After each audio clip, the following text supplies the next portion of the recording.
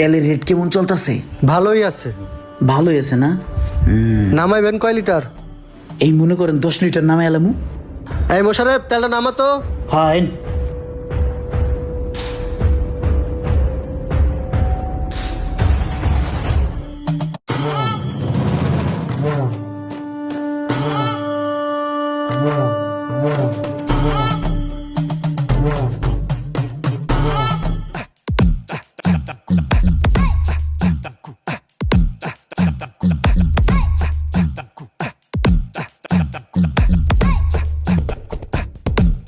এ ভাই, আপনার তো আমি বিকেল থেকে খুঁজতাছি।